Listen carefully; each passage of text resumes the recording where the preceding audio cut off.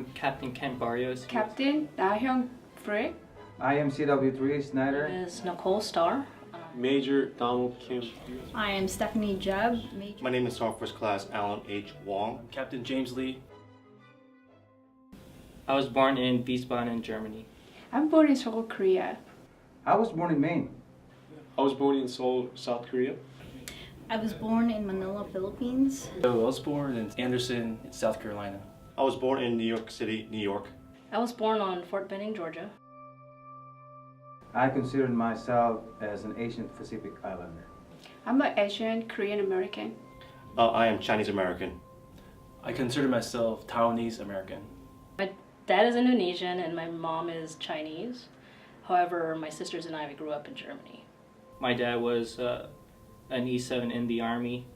I grew up mostly around Germany.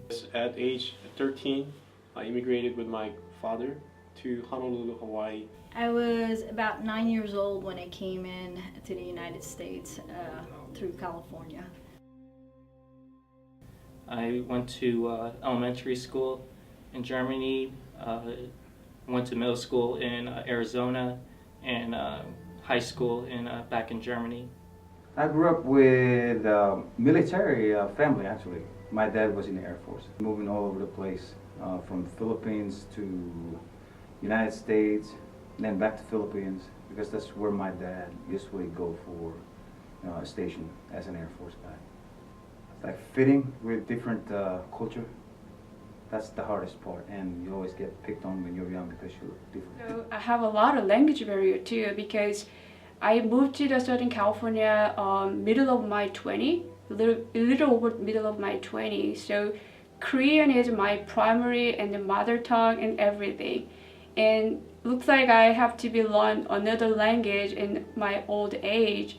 It is a big challenge for me. I started my bachelor theology degree at one of the colleges in Southern California.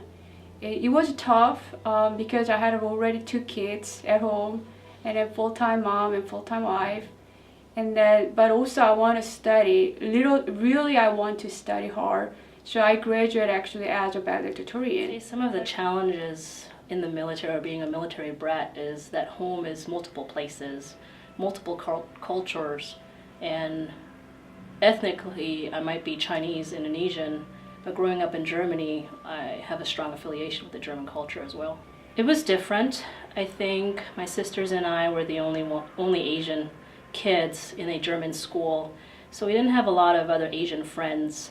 Not a lot of Asian families there or relatives there, so it was very unique.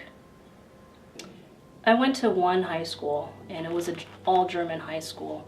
So not only weren't there any Asian kids, but there weren't any American kids either. We were the only American kids and Asian kids in that school. There's a lot of Asian Americans living in Honolulu, Hawaii, unlike other parts of the states. And I did miss some of the culture and food from Seoul, Korea. But I fit in as a young teenager. Actually went to high school in Honolulu, Hawaii.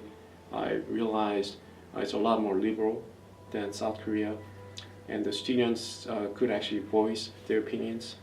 But because I was very quiet and very respectful to teachers and others, sometimes you could be seen as like a weakness. Growing up in New York, it's unique. In my neighborhood, it's mostly all whites, and don't get me wrong, I interact with a lot of my neighborhood friends, and when we moved to New Jersey, it was the same thing. I was Chinese Asian culture is a very small population, and basically I was trying to fit in more with the crowd back in high school. Coming to the U.S. was a different experience, coming from a third world country and then coming where it was nice and warm, and then coming into the United States where it was nice and cool and dry heat. It was a different experience. It took me back a little bit. Coming in and learning all this new sports at the very young age, it was kind of fascinating to me, and it was actually at the same time a joy, because I was able to do what my brother was doing when he was in the Philippines I couldn't do. So I went to Norwich University. That's in Northfield, Vermont. I was part of a Corps Cadets. I was pursuing a bachelor's degree, so I felt I was getting both worlds of getting that education and then just joining the military right after. I just wanted to serve like my father did. We are chaplain. It's a very special calling for the military setting. And not only me, I believe there is most of the chaplains are called by God. They're believing God to serve to the Army or Air Force, Navy, to as a chaplain. I grew up in the Philippines, so I have this very, very thick accent. So me and my dad went to the Air Force recruiter, and he heard me talk. The first thing he came out in his mouth is, you need to practice first, do the ASVAB book. Well, usually the recruiter, they'll give you a pre-test. So my dad was very upset, so we went to the Army guy, and I said, will you give me a pre-test? He said yes. Gave me a pre-test, kind of find out, I think, the accent or the way you talk does not make you not knowing things. So that's how I became U.S. Army. I was a field artilleryman. They call it fire direction control. After high school, I went to college, and I went to University of Maryland, an American college, but located in Germany. It was actually on a military base. You know, joining the military was something very common in my mind because that's all I knew. So I always knew that I wanted to join the military. Yes, I relied on my dad a lot. I mean, he was in the military, so I went through the OCS process. I went to basic training with the MOS that identified me for OCS, and then went to OCS and received my commissioning. I knew that I wanted to join the Army ever since I was young, because back in South Korea, it was all mandatory service to join the Army. So I knew that I was going to join the Army, but when I realized I will be immigrating to the States, immediately I wanted to join the U.S. Army. I decided to join the Army National Guard first in college. Then I really liked it. Then I joined the Army ROTC program at University of Hawaii. Then I joined the active duty after my graduation from undergrad. I joined the Army for money for college, to help me pay for a college education. But after September 11th, the calling became much more important, basically service to country. I had this feeling when I was a kid that I always wanted to be in a law enforcement kind of field. So when I heard about an ROTC, I thought, hey, why not? Let's go for an ROTC scholarship.